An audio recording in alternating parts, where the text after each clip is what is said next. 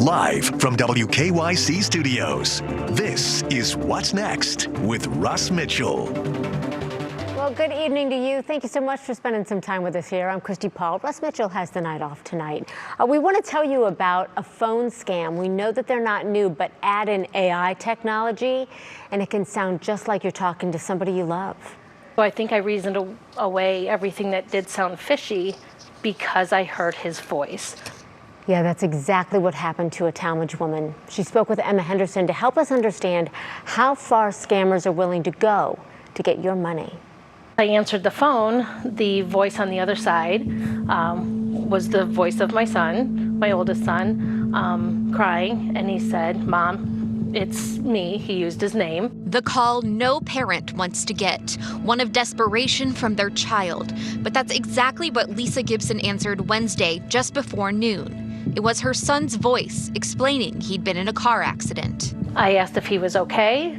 He said that his nose was broken and he had some stitches, and that he had hit somebody. The call came from a blocked ID, which Gibson didn't think was unusual because her son is in the service and lives out of state. By this time, I was in an absolute panic because I just spoke with my son. His voice, his mannerisms, everything about the call told me it was absolutely my son. Her son's voice telling her to expect a call from an attorney.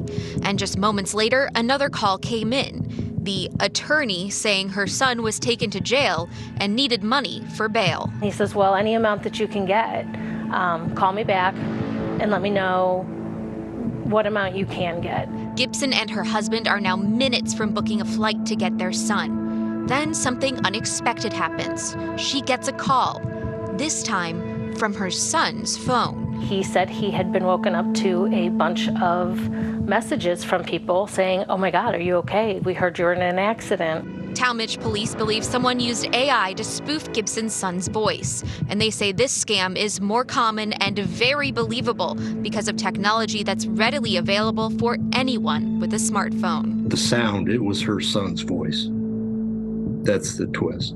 A child begging and crying for help from his mother in a time of emergency. Gibson knows the call was fake and wasn't scammed of any money, but the panic was very real. The second you pick up the phone and say hello, they have your voice. So anybody is at risk, and it's out there. Gibson says since the incident, her family has gone back to using a code word so they know it's truly their loved one on the line and not a scammer. Tallmadge police share that same piece of advice, Christy. It is smart advice because that is absolutely terrifying. Emma, thank you so much for making us aware, and we're so glad that everybody's okay there.